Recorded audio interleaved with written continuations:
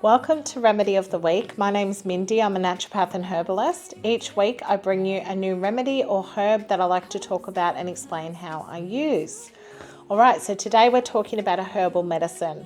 And this herbal medicine is a really traditional herb that's been found in all parts of the world, in particular around North America, but it's also been found in Europe and Asia as well. And it has been used for a long, long time. So I'm going to go over the way that I use this herb in practice and what it is clinically beneficial for. So it is called Clivers or Clivers, depending on who you are, because both names are acceptable. Goosegrass is another name for this herb, but its Latin name is Gallium aparine. So it's from the Rubiaceae family, and we use the leaf and the stem. So it's quite a sticky looking perennial shrub that grows. You can plant it in your garden and it grows quite well. My chooks love this herb, so I grow it in my backyard, and every time we have some clivers overgrowing and coming down and it kind of dangles over like a bit of a vine, they demolish it. So it's very hard for me to actually harvest and get some clivers because of my chooks. So what Clivers is renowned for is the fact that it is a diuretic, a natural diuretic, so it helps to draw fluid from the tissues in cases of things like edema. It is a lymphatic herb, it's vulnerary, it's alterative, and it is anti-inflammatory, and it's also depurative. So what do all those things mean? Well, lymphatic means that it helps to support the lymphatic tissue. So if there is congestion or swelling around the lymph, Clivers is a great lymphatic herb to use, usually in formulas with other herbs that are lymphatic as well. It is vulnerary, which means it's wound healing, so it helps with the progression of healing wounds. It is alterative in that it will alter the way that the body is functioning and healing too. It is an anti-inflammatory, which stands for itself, it reduces inflammation, and it is depurative, which means that it draws out toxins out of the tissues. So its indications are for things like edema, so swelling of the peripherals such as ankle fluid, lymphedema, any of those conditions that induce swelling, Clivers can be a great adjunct for. Atopic afflictions like eczema, psoriasis, it can be really, really healing for as well. Things like cystitis, mild kidney disease, as it's known to reduce uric acid levels in the blood as well. Lymphatic conditions, as I spoke about before. Detoxification support, gout, and benign prostate hyperplasia as well.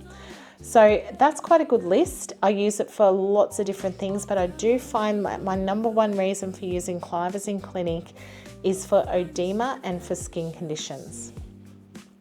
So it's widely distributed in the United States. All through the United States it grows really proliferatory. So it's really, really big. It grows all over the ground. It grows all over those coastal areas and also in inland areas of the US, different climates too. So it is a very hearty herb.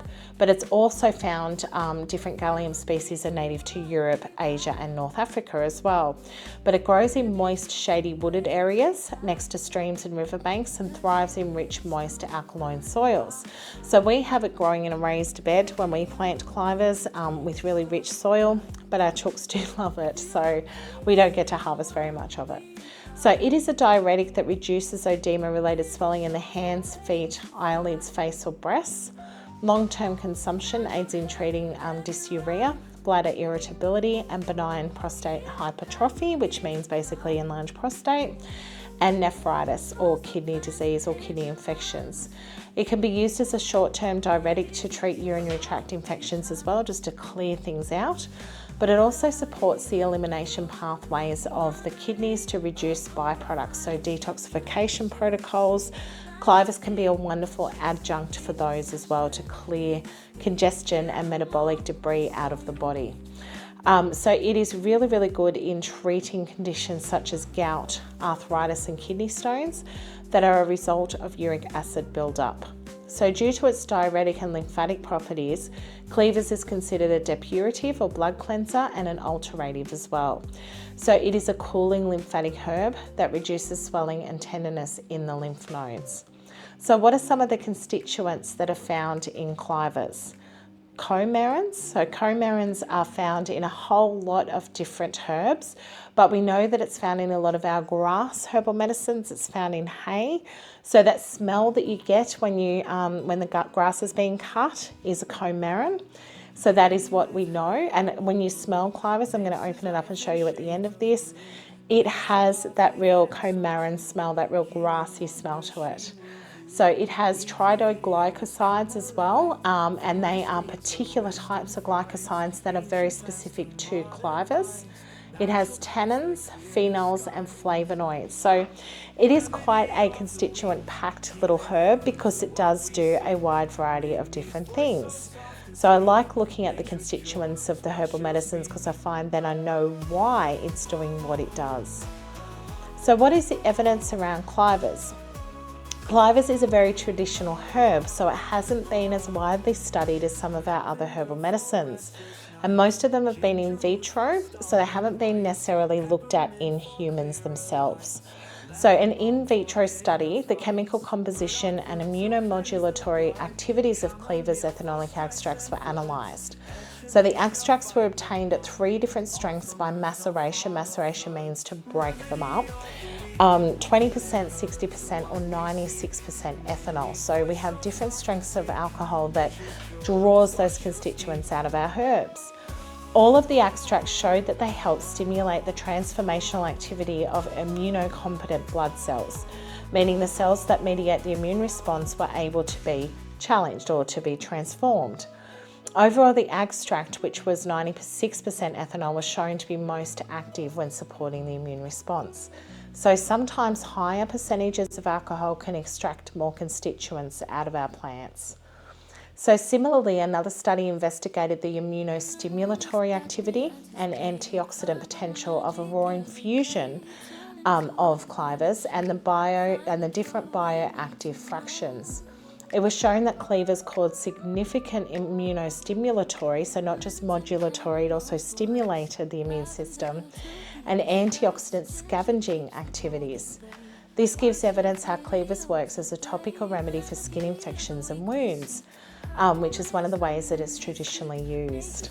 So a study was conducted on methanolic. So methanolic extracts are very different to ethanolic extracts of Clivers to see its activity in human breast cancer and healthy breast epithelial cells, so not just on cancer but also healthy breast tissue. Results showed that the extract was cytotoxic against the cancer cells, killing cancer cells by various mechanisms of action. However, it didn't affect normal healthy cells like some of our traditional cancer treatments can do. And it does make it a promising agent for potential cancer treatment, but more research should be conducted to see if these results translate into human studies. So it's showing potential here.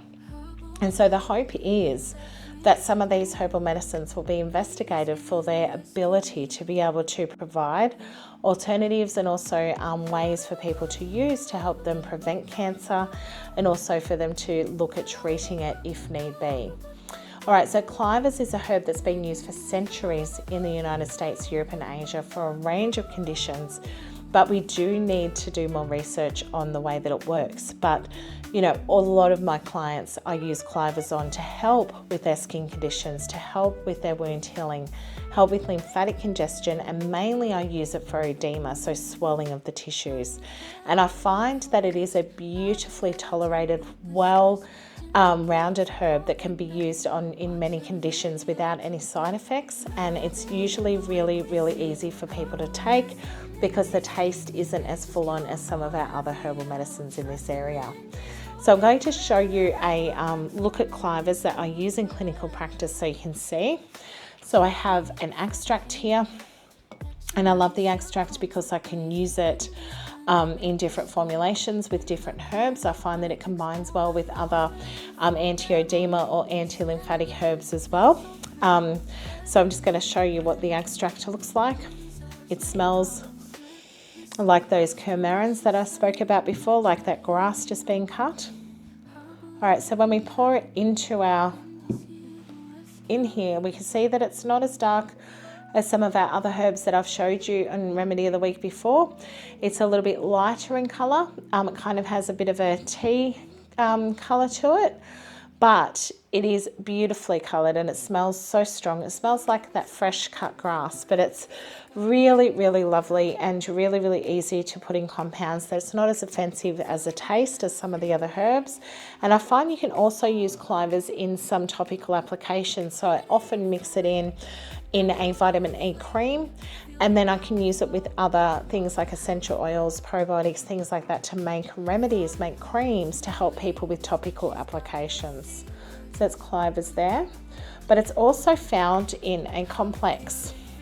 So this is one that I use. I have this on my shelf all the time. And Clivers Complex is an amazing MediHerb product that us practitioners are privy to, but it contains a combination of other herbal medicines too. So we have here the main ingredient being Gallium aparine, which is our Clivers, but it also contains some other astringent type herbs to help to calm the lymphatics down as well. So we have here, a combination of berberine, which is fantastic.